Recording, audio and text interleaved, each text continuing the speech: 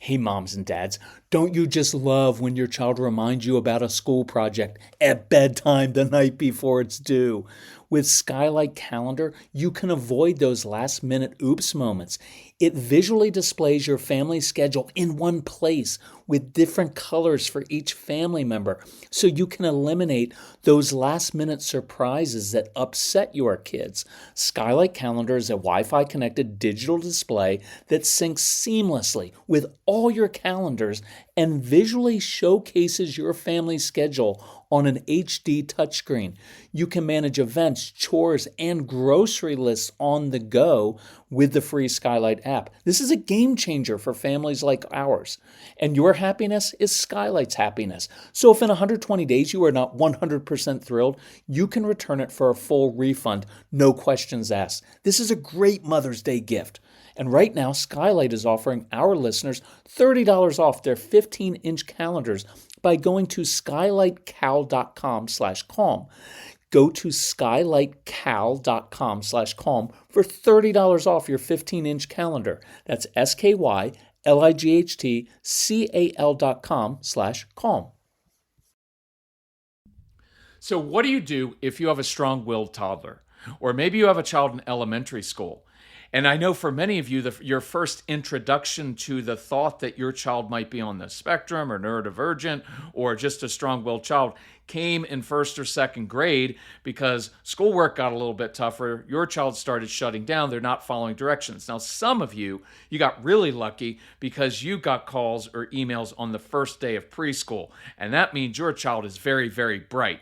And they don't want to do all the boring stuff and arbitrary things they're supposed to do in preschool because their job is to explore and be curious. And so you got that call. And if you have a really bright child who didn't want to be there, they bit someone early on in the school year, because here's what happens. When Mr. Chompers comes out and starts biting kids, that child knows, oh, we're going to be dealing with the headmaster or the principal here, and I'm probably going to get to leave this dungeon, this prison is how they see it, and have to go back home. So just so you know, that's partly what happens. By the way, middle school kid. What if you have a middle school kid? That's kind of a shutdown phase. And these are kids who will do, they do silly things to act out in class because your kids don't always connect well with other kids their own age. They tend to do better with adults and older kids and little kids and animals, but struggle with their peers. So what do? They act out to be funny because they associate other kids laughing with those kids liking them. And so those kids often will actually get kicked out of class so they can go hang out with the principal because they have amazing talks about geopolitical issues with a principal. What if you have a high school child, a teenager? What if you have a child in all these different age ranges, right? And here's where this podcast is coming from. A mom on Instagram asked me, hey, can you give me some top tips because I have kids ages 3 to 16? And I immediately wanted to take a nap when I thought about that. And I thought, okay, I'll do a special podcast on this. So if you will bear with me, I'm going to share some ideas from all different age groups. And no matter what age group you have kids in, I think you'll find this relevant and helpful. I'd also ask you to know that all of these tips, like there's going to be one, I'll go through giving kids tools and creating successes. Well, I'm going to use that for a 2-year-old, and I'm going to use that for a 17-year-old. So you can apply these, but I'll try to break them into buckets. I'm not doing this scripted because I really want to give you some different kind of ideas. If you want, we have all those programs. I have 30 plus hours of programs, which will take you through very detailed prescriptions and strategies and insights for each age group from all different kind of angles. And by the way, we've extended our sale because another good mom on Instagram said, hey, can you please extend your Mother's Day sale because of when we get paid, whatever. We need some help with that. And so I got together with Casey, and our strong-willed son said, Dad, why don't we just make it Mother's Month? Because moms do so much every single day the whole year. They deserve more than a day. And I was like, son, that's beautiful thinking. So that's what we did. So let me roll with this. So toddlers, I want you to think about this. Toddlers are not supposed to be productive or efficient. I know some of you are very like type A, and you're very organized, and you're very detailed, and you're left brain people, or you're married to a guy who's like, well, we need to start teaching that child discipline. And you do, but the best way you teach is by modeling it yourself. And if you're losing control all the time because there are Legos on the floor or screaming and yelling, guess what? You're not modeling self-discipline. So chill. I was once doing a phone consultation with a couple, and the dad was like really hardcore about like, well, my toddler's got to start doing this. And I was like, I have a challenge for you. I want you to write a job. This was a business guy. So I said, write the job description of a toddler. Right? As a toddler is supposed to be preparing for life, and I'm going to be productive and efficient, and I'm going to do. No, the job description of a toddler is to explore, to be curious, to make messes, basically to ruin your agenda as a parent. And this is why it's beautiful, because when you have little kids, and especially those of you who are first-time parents, I want you to focus more on training yourself in some ways than training your toddler. I want you to train yourself in all the things we talk about, not reacting, sitting in the midst of the chaos and mess, not being triggered by things, being patient, using the even matter-of-fact voice, leading your kids to calm. Do it now, because as they get older, they'll get even better at pushing all of your buttons. So this is a really cool little shift from like, well, we've got to train them up. We've got to train them. Train yourself, right? And I want you to know, because when you're a young parent, you're like, every decision we make right now is going to determine whether this child is successful in life and whether we were good as parents. And I want you to know, with the benefit of me being an older guy, that's just not true. Your kids, your toddlers are going to do hundreds of things that are irritating and wrong and get into things. And that won't make them a sociopath. Relax a little bit and just, right, like don't, like I know some of you, you've got parents, you've got other friends who are like, well, our child is perfect and our child has already started reading at 4 months and my child is, and I'm like, don't be friends with those people. Have your best friend be someone whose child has worse behavior than you. I'm kind of kidding, but it makes you feel better, right? Because you're talking to your spouse, you're like, well, our child struggles, but theirs is going to jail. So, again, just kidding, but do that and watch the people you surround yourself with and the voices you surround. Well, you need to change them from a young age. They need to obey you and listen to you the first time. We did a whole podcast on why that is such a fallacy. And if you go with that first-time obedience thing with a strong-willed child, you will fight with them their entire lives. You will ruin your relationship. Go back and look. I believe it was in February on the myth of first-time obedience, because it is a horrible, horrible expectation of yourself and of your kids. Does that mean I let kids do whatever I want? No, but I want to teach kids how to listen. I want to make things a challenge, and I'll get into that in a second, but relax with some of this stuff. Enjoy these little kids. Now, here are a couple things you can do. Okay, tantrums. The big thing in toddlers is they're going to throw tantrums. And let's distinguish. A meltdown is when a child has lost it emotionally. There's nothing rational about that. They just lost it emotionally. A tantrum, though, is, I want something. Mommy, give me this. And you say, no. And then they start rolling around on the floor and yelling and screaming and say, I hate you, Mommy. That is a tantrum. That is rational. What they're doing, and they do it well in public, is to wear you down so you eventually give in and give them what they want. And that's what all human beings do. Don't get freaked out by it. Tantrums aren't hard to me. We had 1,500 kids in our home. I made sure on the first or second day they came to our little camps, I made sure that they had a tantrum. And all you have to do is say no. And then it happens. Why? Because I wanted them to know how I was going to respond to it. And my response was this: you can throw a tantrum. I'm perfectly comfortable with your tantrum. I'm going to sit down and watch you throw a tantrum. Because what I want you to know is I'm not moved by it. And watch these phrases, and this is for older kids too. Your behavior does not change my behavior. Your behavior does not determine my behavior or my reaction. Your mood does not determine my mood. Now, those of you with teenagers, you need to internalize that and work on that. Otherwise, they're just going to push your buttons and manipulate you all day long. And that's your issue. And so I would sit down, and I know this is kind of a funny way to say it, but I did this with our son, to say, look, I have 2 rules in my home. The first one is we do everything with excellence. If you're going to throw a tantrum, I want it done with excellence. But my second rule is your tantrums accomplish nothing. Your behavior doesn't determine my behavior. It's just a waste of time. So wear yourself out, give me the best tantrum you can, but you're not getting those fruit snacks. It's not happening right now. Even matter-of-fact tone. Drain the energy. There's no lectures. You know what? I do all these things for you guys. You have all these toys. You have all these... See, when you start trying to convince your child not to have a tantrum, they just got what they wanted, which is the reaction, and they know they're wearing you down.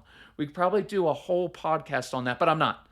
So sit in the tantrums until they finally learn it doesn't work. And then I would get up and problem solve and say, hey, if you want to talk to me like this, and if you want to problem solve and you want to come up with a different plan, I'm good with that. You just need to talk to me and not throw yourself on the floor. And once you guys do that consistently, the tantrums will begin to stop, but work on that. I have one more thing I wanted to say about toddlers. Picking up toys. Look, I understand what everybody else is going to teach, and I followed all of that. Well, you just need to let them know if they don't pick up their toys by themselves, you're going to put them in a bag and take them to Goodwill or go out and burn them in the backyard. I get that. But here's what I'm trying, with the benefit of some age and perspective and wisdom and working with almost 1 million families, to let you know, many of your strong-willed toddlers are not going to pick up their toys alone.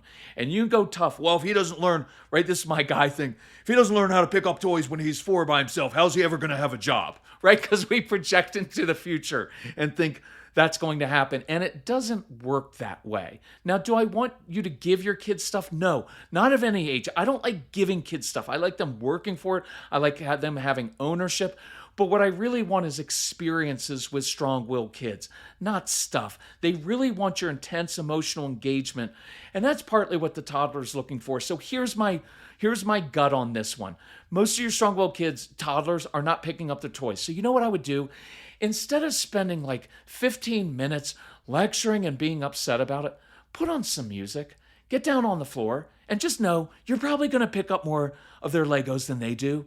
And just pick it up and bond and sing and dance and pick them up and have fun and be done with it and move on to the next thing. Well, you're just teaching kids that they can get... No, I'm not.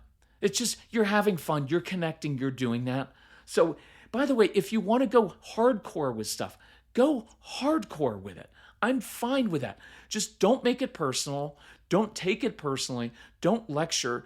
Don't use a lot of words, and just do what you said you were going to do. But I just encourage you, don't pick all those battles. They're not necessary. Okay, on to elementary school. This one just popped in my head. Your kids, no matter what age, are probably not going to practice their musical instrument or practice at sports. So save your money. Don't pay for expensive lessons. Okay, kids, every day after school, we have to practice for 30 minutes. I'm going to try to make learning as unfun as possible. Well, they need to learn discipline. I'm just telling you, your kids aren't going to do this stuff. And dad's going to be like, if you got some talent, son, if you would just apply yourself and practice, I'm going to sign you up for plyometrics in sports. I'm not saying it's right or wrong. I'm saying it is what it is with the strong-willed child. And instead of having arguments and fighting with your spouse all the time, look, Casey, here's what these kids do. They don't like taking directions from other people. They don't like being watched. They will teach themselves. Casey taught himself 2 things that he is proficient in. He can play guitar. He used to play at blues clubs in Chicago as a teenager. Why? Because I paid for a lot of lessons? No. He looked them up on YouTube, and he taught himself by watching YouTube videos. I took him for 3 lessons, and I found an old guy with a ponytail that was kind of cool. And I said, look, Casey loves blues music. Teach him the first lesson, not how to read music.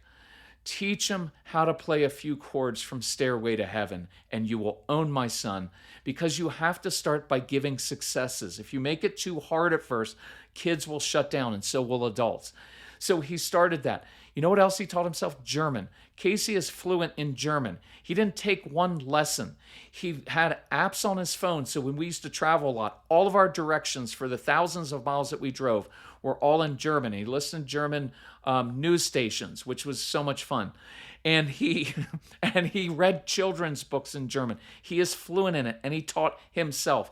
That is how many of your kids do things. So don't spend a lot of money on instruments and lessons and all those things.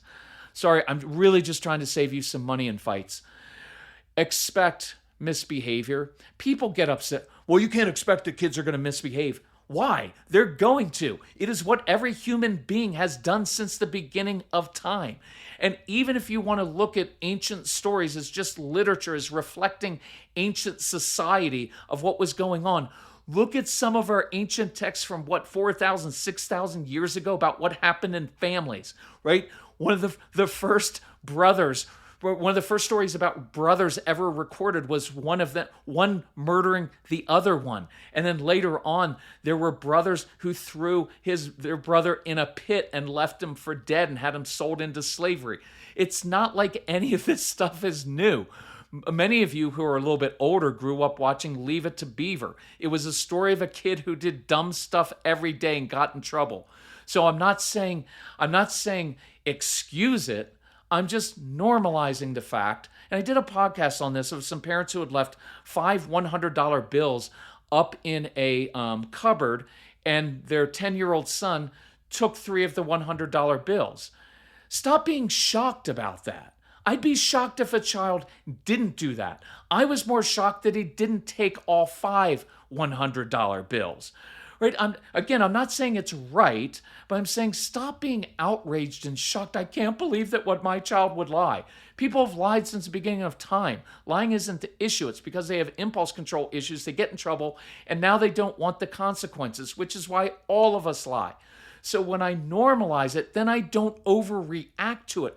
Because when you overreact to things, you create more lying. Because your kids know they can't come and talk to you because now you're going to overreact and lecture about integrity issues, and how can we ever trust you again? I did a podcast once on integrity issues, and where's the integrity issue? Where's the trust issue? So the one podcast on the lying, it was about lying and spanking. Look that one up. It's fantastic. And the other was this thought of teenagers of like, well, I can't trust them. And my thought is, well, they can't trust you because every time they come and do tell you the truth, you actually overreact. So here's a cool idea. And I know I'm skipping ahead to older kids. I was on a phone consultation with a couple, and I said, here's what I want you to do, because their kids were lying.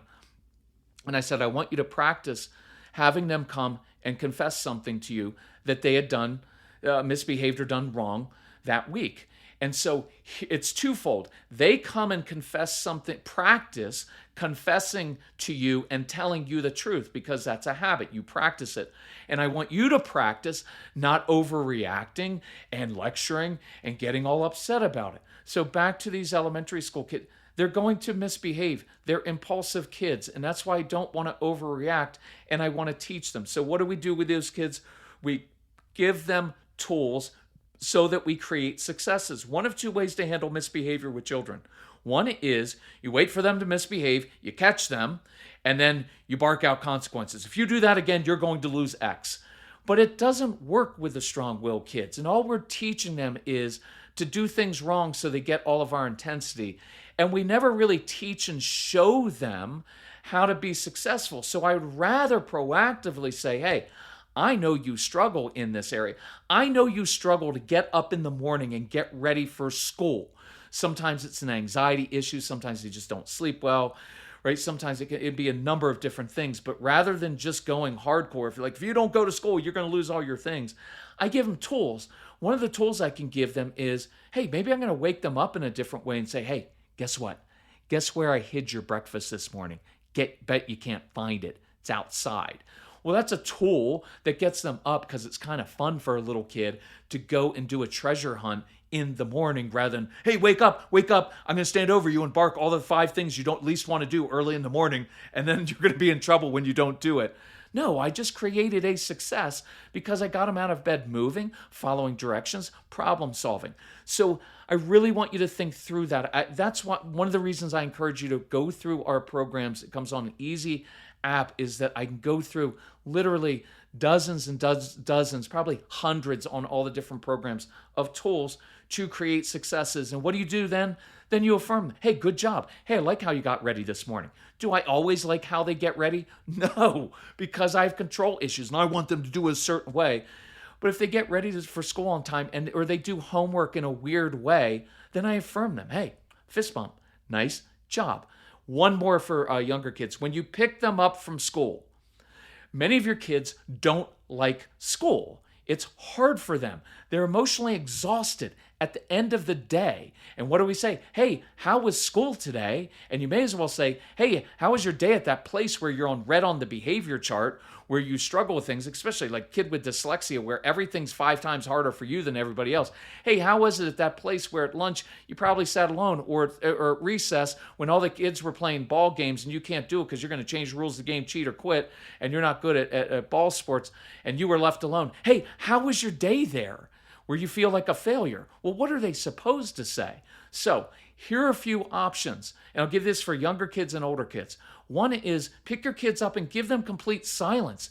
Do you know how visually and how much sensory overload there is at school all day?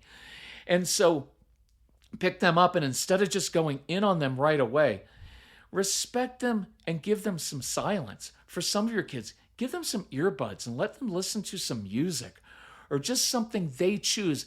Their whole school day has been out of their control. They've been told what to do hour after hour and put in situations that are uncomfortable and then boring. So give them some downtime. Let them decompress. Right? That I know it's your parental anxiety, but I want to know how their day. I know you do, but you're a grown adult. Stop dumping your anxiety all over your kids and respect the fact that maybe they just need a little bit of space. Here's another one. You could also, for younger kids, do this. Instead, when they get home, do a treasure hunt with them, because who doesn't want to do a treasure hunt?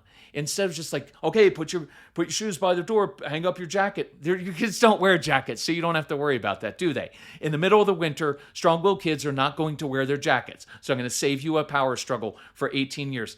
Stop. They're not going to die. I know, but if they don't wear a jacket, they're going to catch a cold. No, they're not. That's a lie. You don't catch a cold from cold weather. It's from germs. Your kids don't like anything restrictive on them, on their thoughts or on their bodies. So chill with that. So when they get home, instead of like, okay, let's sit down, let's do homework. No, the younger kids start with a treasure hunt. Hide something in the backyard, in the basement. You can do variations. Hey, mom's coming home from work in a few minutes. Why don't we hide something to have mom find it? Why? Because you give them something they're in control. You give them a challenge. You give them a chance to problem solve and do something fun. You give them some fresh air. For older kids, one of my favorite things is they hear that thing after school is interrogation. Here's what they hear. Hey, how did you do on that test? Because I know you didn't study. Hey, did you turn that assignment in? Because I know you haven't turned in 3 assignments this quarter. Did you turn it in? And what they hear is an interrogation. It's not what you mean, but it's how it comes across because of your anxiety. And so here's a conversation with a middle school kid. Hey, how was school today? Fine. Got any homework? Nope, did it in study hall. And they just lied to you. But in some ways, you kind of created or fostered that lie because you just didn't create an open environment. So a cool thing to say is this. Hey, something happened to me today at the grocery store. Or I'm working on this thing at work and I'm curious, what would you do if you were in my situation? Look, I'm not asking them to be the parent. I'm not opening up about my deep, dark secrets and my hidden trauma from childhood or my own triggers. Hey, could you help me with my emotional? I didn't say that. We're not doing that parentification thing. All I'm saying is take the pressure off of them to talk about their day and ask their opinion. It could be about politics, about something they're interested in. It could be anything that they're interested in. Ask them their opinion on that. That may get them to open up. And once they open up, they'll start talking about everything else. So let's geek out together for a minute over gut health because I'm really into this. I just learned that prebiotics are the food that help fuel the growth of healthy bacteria, the probiotics, in your gut. So you have to have both. And that's why AG1 helps my digestion, calms my stomach, and keeps me regular. Look, I've loved my morning AG1 routine for years, long before AG1 became a wonderful partner to the podcast. It's a quick, easy win because I start my day with 75 vitamins, probiotics, prebiotics, and whole food sourced ingredients. I just don't have that stomach distress anymore, where that bloating, that kind of interferes with your day and puts you on edge. Plus, my weight is down. I've got energy for this hiking season. I'm drinking my AG1 right now while I'm recording this, and I think you should as well. AG1 is offering new subscribers a free $76 gift when you sign up. You'll get a welcome kit, a bottle of D3 and K2, which I love, and 5 free travel packs in your first box. So check out drinkag1.com/calm to get this offer. That's drinkag1.com/calm to be kind to your gut. When we moved to our home, we were quoted a cost of over $20,000 for some trees and shrubs, but we just saved 90% with fast growing trees, and they helped us get the exact privacy and flowering trees and shrubs for our specific climate, and it's delivered right to our door in days. Fast Growing Trees is the biggest online nursery in the US with thousands of different plants and over 2 million happy customers, including us. They take the hassle out of creating your dream yard.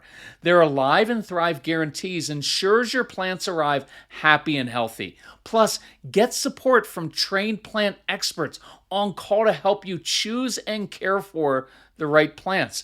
This spring, Fast Growing Trees has the best deals for your yard, up to half off on select plants.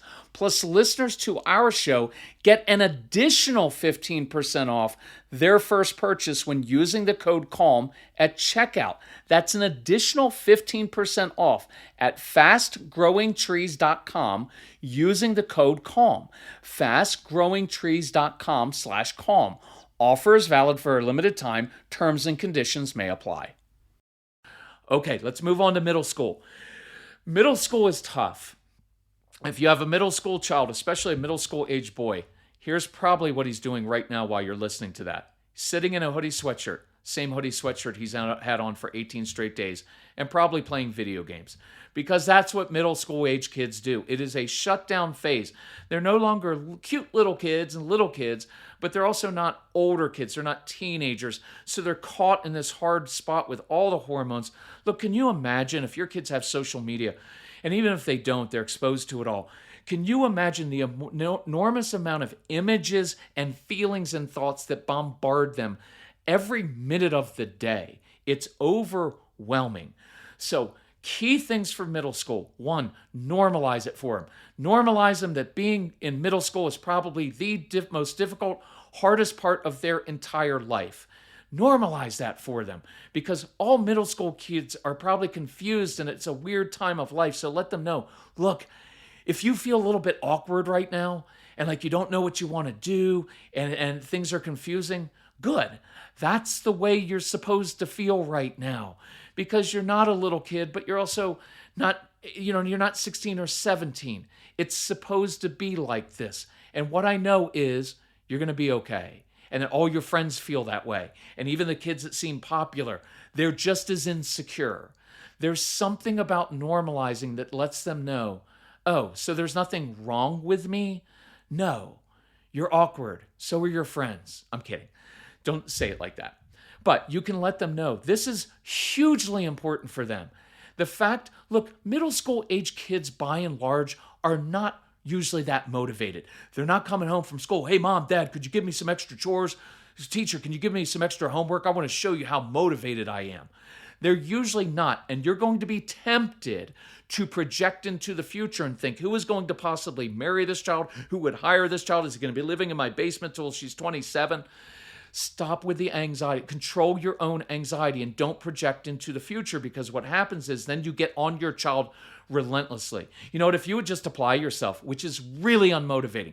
You know what? I don't know why you do this. Hey, good job with that. But if you would do this, and you just pick at them and pick at them and pick at them, and they eventually shut down. And if you do it enough, they're going to look at you and say, hey, you need to go back off, or in some cases, F off.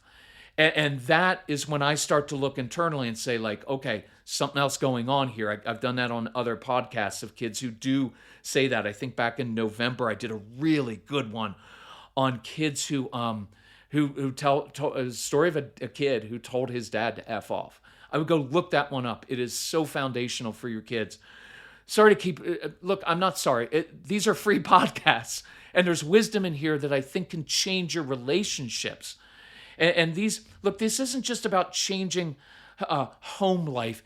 It's human beings. It's you, your spouse, your kids, your human beings. And you can get destroyed. And we have a lot of trauma that can come because of simple things like just getting on a kid until he finally realizes, I can never make my parents happy. My dad's never pleased with me. My mom's never happy with me. And you begin to internalize that stuff. So watch projecting into the future. So here's what I do want you to do. And this is kids of all ages, but middle school especially. This coming week, for the next 2 weeks, and this is dads, you need to do this more than anybody else. You find every time a middle school child does something well, you recognize it and say, hey, that was really good thinking. Hey, I like how you did that. Hey, really good thought process there. Hey, thanks for picking that up. It really helped me. Fist bump. Hey, good choice. Shows me you're growing up. Praise for strong-willed kids of any age is short and sweet. I'm planting a lot of seeds. I'm not making a big deal. Oh, I just want to really recognize how you... No, that is too much pressure, because now they're going to... It feels like, oh, now you're going to expect me to make good choices all the time, and I can't guarantee that. It also sounds condescending, like, we never thought you'd actually make a good choice, and you just did. So don't do that. So when I praise or affirm a middle school or high school kid in particular, it's always like, hey, I noticed that choice that you made. Shows me you're growing up. And then I either change the subject or I walk out of the room.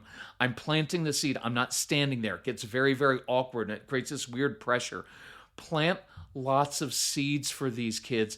And my final thing for middle school kids, protect your connection with them. This is when it often starts to break down with middle school kids, because they get more mouthy, right? They're smarter. They know their triggers even more by now, and they get kind of offensive. And then that's when some of us, right, because they've been so difficult their whole lives, then we're like, I've had enough. Now you just went too far. And we allow them to push us over the edge. I'm not excusing the fact that they can be defiant and disrespectful, not at all. But I'm not putting stuff on a 4-year-old kid or an 11-year-old kid or a 15-year-old kid. They're kids. You and I are the grown adults, and we need to stop taking everything personally. Look, I'm fitting a lot in here. Here's another one. Well, but we do so much for our kids. That's your issue. That is on you. You decided to do that. Your kids didn't make you do that. Now, I'm being a little bit tough on you right now, because as long as you keep blaming things, and this is directed at men sometimes, like, well, the kid, he just needs to step up. No, you're the grown adult. You can handle everything at the office, and you respect other men who stay calm under pressure, but you can't do it in your own home. You've got to open up to that fact. And moms who've done too much, that's your issue. You did way too much, and a little bit of that is manipulative. Well, if I just do everything for them, then they'll be obligated to do things for us. No, that's not how healthy relationships work. That's why I really want moms, listen to the Straight Talk for Stressed Out Moms program, because that will help you break some of these patterns of doing everything for everybody else, which only leads to resentment. And that is something you can break. So keep the connection with these kids. Bond over things that they're interested in. The hard part is the stuff that they're interested in is stuff that you probably hate. But I'm telling you, you bond over that stuff. Take an interest in their world. You enter into their world, and then you draw them back out. but you can't call from them and demand from them from the sidelines. So, a really cool thing for older kids, the No BS program. Sorry, I don't try to mention all that stuff, but it's so helpful. The No BS program is, if you have, especially if you need to restore a relationship with an older kid, man, you go through this about having to bond with them. You know, one of the coolest things you can do, well, let's go to high school kids, is to have older kids teach you something. That is such a cool bonding thing. So, communication tip, middle school and high school kids. When kids are little, you tend to go to them and you're teaching and showing, and it's a little bit more active. When kids get older, here are two great phrases. Your kids open up, they tell you something. Instead of going right to lecture 43B about how to choose good friends and how to make good choices, I say, hey, you know what? I've got some thoughts about that. Listen, if you're interested, come grab me later when I'm in the kitchen, or come grab me later. Why? Because I just offered some wisdom, but I didn't dump it on them, and I gave them ownership of when they come to me, rather than, sit down, son, daughter, let's have a talk, and I'm going to dump this on you. They tend to reject it, and strong-willed kids reject everything you say immediately anyway. So this is a way of saying, hey, I've got some thoughts on that, but look, I've got the patience, I've controlled my anxiety, and I know that when you're ready, you'll come. What if they don't come and ask you? Then they don't come and ask you. And that might be because, one, they're not interested. Two, maybe there is a little bit of a broken relationship and you've talked too much and lectured too much their whole childhood, and you need to rebalance that and restore that a little bit. But do it anyway. The other one is, I used this a lot with Casey when he was a teenager. So he'd say something and I immediately got triggered inside. And I was like, oh, I need to teach him. I need to clamp down on this stuff. I need to address that right now. But I know that in the moment when two people are emotional, it doesn't work well. And strong-willed kids, when you directly tell them what to do, their natural instinct is to do the opposite. I am the same way, even at my age. If you demand that I do something, I will literally just do the opposite. Right? It's why in those Instagram videos, for those of you who get upset, I wear the Yankees hat. Why? I'm not a Yankees fan. My nephew is, so I kind of wear it for him, but it's really just because it provokes people. People comment, Yankees suck. And then I can have a conversation about whether, right, as of this year, they're actually decent this year, but it provokes people. And so here's what I learned to do with Casey in his teen years is to say, hey, Case, I've heard you. Here's what I've discovered in life. One thing I've discovered in life is X, that things tend to go better for people when they do it like this. And then I'd walk out of the room. So I was dropping some wisdom on here, but I'm not making it about him, right? So sometimes, here's a cool idea. I've done this in phone consultations with parents, is younger kids, getting them to listen, and they're misbehaving, they're having some kind of issue. You take it out of them. We need to sit down and have a talk about your behavior. When does that ever work? You don't like it when your boss does that. So I can oftentimes say, hey, what do you think your favorite character in this book would do in this situation? See, now I'm getting it out of, you just misbehaved and we need to talk about your behavior. So what are you going to do differently? I made it about a character in their favorite book. So now they can own it themselves. So when I said that to Casey, of like, hey, Casey, this is what I found in life. So something to consider. And I do it very short little wisdom, walk away. Now it puts it in his court and gives the child time to process what I said without requiring an immediate answer with me staring at him. So all these things you can do basically for all ages. So high school kids, what are high school kids going to do? They come home from school, they're going to open up their refrigerator, stand there, letting all your cold air out, and then they're going to grab a snack, and they're going to eat the snack, and they're going to leave the wrapper on the kitchen counter, hopefully not on the floor, hopefully on the counter, right? Look, I get it. So you can go hardcore with kids. If you're going to open the refrigerator, I'm going to charge you money for that. If you can't pick up your things. Here's what I can tell you with some perspective. Those kids are going to do that. When they get their own home, they're not going to be slobs. I promise you. I don't always read that as disrespect. Sometimes it is. And then discipline for it and give a consequence. That's fine. But you know what it is?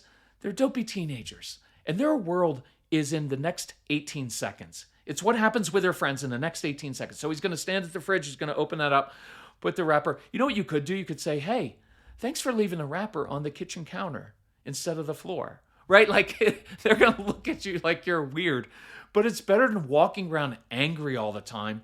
Oh no, well, they can't do that. Right? Just know one day, I promise you will miss walking by. It's one of the things we missed when Casey left is we missed some of the telltale signs of Casey, which was messes. And today he's kind of like, he's not OCD, but he is very organized. And his home, it's just there yesterday. Actually, they're watching hockey the other night. It's fantastic. It's all organized. It's no big mess. He makes you take his shoes off. So chill with that. And the other thing with the teenagers is they're going to come to dinner and stay for like 7 minutes. Can I be excused? Right? And I'm not saying that's right. And I'm not saying all your kids do that. And then they're going to be like, can I go to my room? Because they want to text with their friends. And then you'll see them again at about 10:30 when they come down and drink milk right out of the carton. So, you know my thing with teenagers? Enjoy the moments that you get. Hey, Mom, Dad, could you drive me here? I didn't always want to drive, but you know what I did? I used it as time in the car. Time in the car is great because you're not staring at your child. You had a great time to talk. And then we go pick up friends, and I got to know Casey's friends. Use that time. Take advantage of that. So just know that. Let me close up. This is getting a little bit long. So, but I think this is really helpful. I wish I'd known all this before. So mission and mentor, I don't have time to go through, but I want older kids to have a mission that's larger than themselves and a mentor, another adult who can speak into their lives, who can encourage them and hold them accountable, because older kids are not going to listen to their parents, but they will listen to someone else. Here's the one I really wanted to get to. Connection with these kids. Many of you have strong-willed kids and kids on the spectrum who struggle with homework time. They're going to procrastinate. They're going to wait and do their homework after you go to bed oftentimes, if they do it at all. This is a cool thing to do, especially this time of year when they're tired. Go to them, and this could be mom or dad. It doesn't matter to me. But go to them and say, hey, listen, I've got this big work project I'm working on, and I need to do some extra work. I'm going to leave tonight after the little kids in bed, right? We put them to bed, but you have older kids. This is a teenager. Hey, I'm going to go at like 9 o'clock. I'm going to go to Buffalo Wild Wings. I'm going to go to this little sports bar because there's a good game on. And I'm just going to go out there and I'm going to work for a couple hours. If you want, you can go with me. Grab your schoolwork. I've got my work to do. You've got yours to do. We're just going to go and we'll sit there. Go to IHOP. They're open 24 hours. And we're just going to go there and work. And here's why. One is it's a lot better than, why haven't you done your assignments? Oh, you got to be on, blah, blah, blah. All those lectures. They haven't worked for 15 years. They're not going to work now. I'm inviting my child to go do something interesting and different. Kids like being out later on a school night. It's not like they go to bed before midnight anyway. For some of your kids, well, they can't be out that late. Why? They're out with their mom or their dad. They're in an interesting environment. It's brain stimulation. Mom or dad is doing their work, so you're not just sitting there like, well, you're going to do something. You're modeling. I work late at night too. When I have extra work, this is how I pound it out. And you get some wings or some fries and stuff, and you're preparing them for late night study sessions when they're in college, but you've bonded. I promise you, if you do this or a late night run to Taco Bell, you will have the best conversations when you're driving back home at 10:30 or 11:30 because their defenses are down and you've just connected with them, and you will find out so much about their lives by doing that. It is so cool. Look, I've got to close it up there. Thank you for listening. Please share this podcast with others. I hope you found it helpful. If we can help you with anything, please let us know. Reach out to Casey at celebratecalm.com. We're extending the Mother's Day sale. My advice would be, if you have any of these kids, easiest one is just get everything, because then you get all of our wisdom and strategies. Otherwise, look at one of the other packages. If you need help, email Casey. He'll help you out with it. And if you need help financially, just ask. All right, love you all. Thanks for being patient with us.